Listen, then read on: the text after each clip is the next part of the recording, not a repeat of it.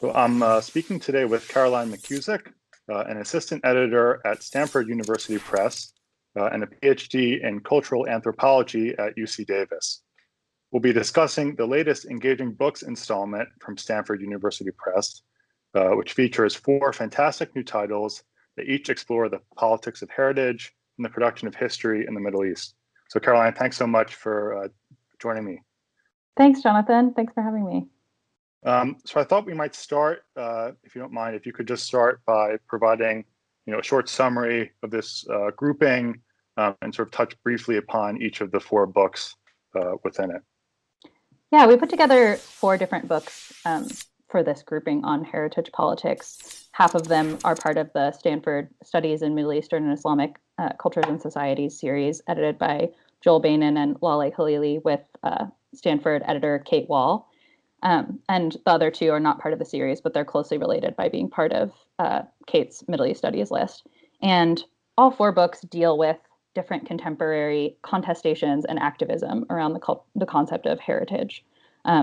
Rosie Bashir's Archive Wars, Hegnar Watenpa's The Missing Pages, Chiara de Cesari's Heritage and the Cultural Struggle for Palestine, and Natalie Putz's Islands of Heritage. And all 4 of these books, which I can go into more detail about, help us reconceive heritage, which is a concept that I think in anthropology and social sciences and history and other adjacent disciplines has been critiqued at different points as a concept that's inherently somehow nostalgic, conservative, that fossilizes cultures, and that can be engaged in various kinds of nationalist projects, like the 1970s conception of Arab heritage in many states in the Middle East.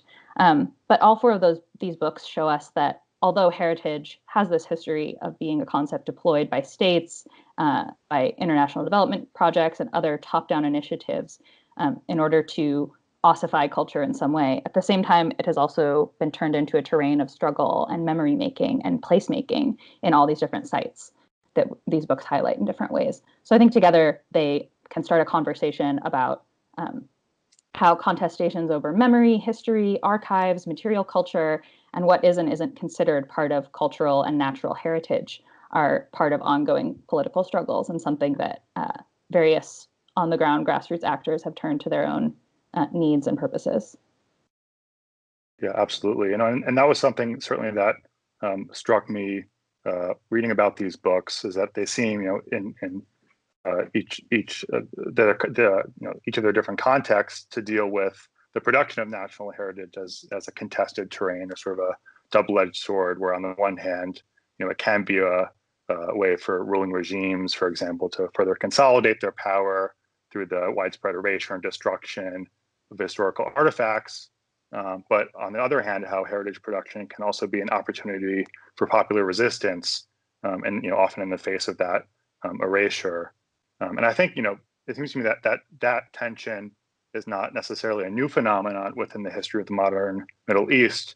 But do you think, what do you think makes these books and this topic that they address particularly relevant or urgent now, upon their publication?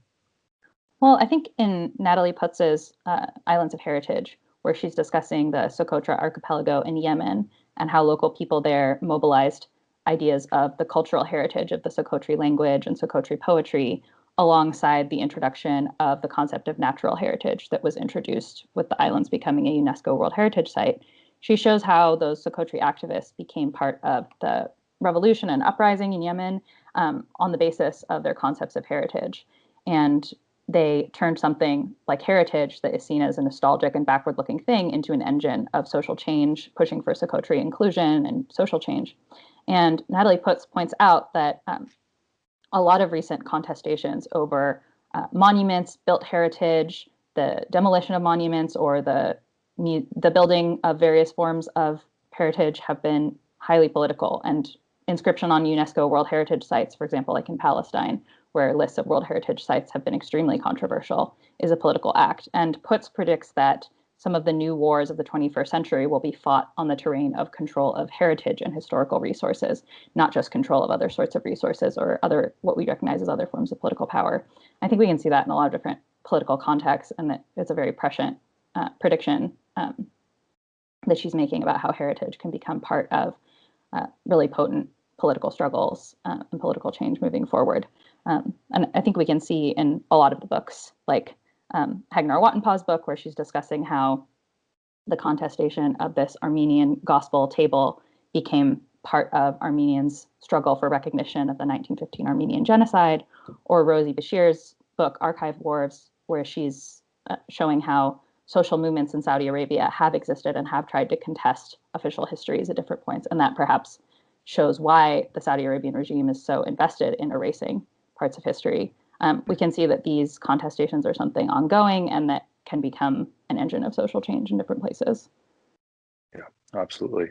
I'm also curious, from your place as an assistant editor at Stanford University Press, whether this topic is relatively new, among the books within Stanford's, publication in Middle East studies, and sort of what prompted your selection of these particular titles for publication.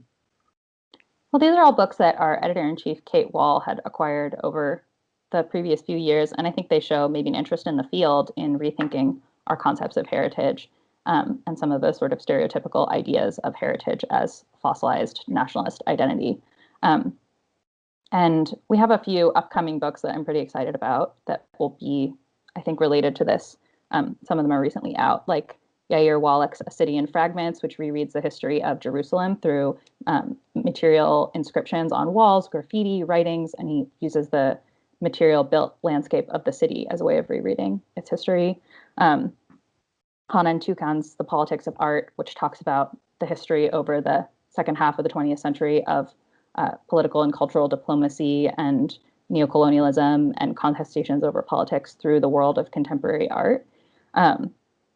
And Catherine Babayan's The City as Anthology, which is a very exciting book coming out about how household anthologies in Esfahan in the early modern period can be read as ways of looking at gendered history differently. So I think maybe these books speak to like really interesting methodological techniques and interest in reading archives and material fragments in a different way other than some of the official archives that have been the sources for historians or anthropologists too in studying places in the Middle East. I think there's a lot of really exciting work coming out that we're going to have in our catalog soon that speaks to those rethinkings of the field.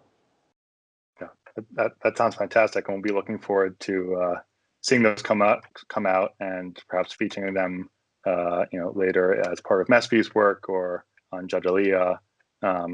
So thank you so much for discussing these 4 new books with me. Is there anything else you'd like to sort of add before we close?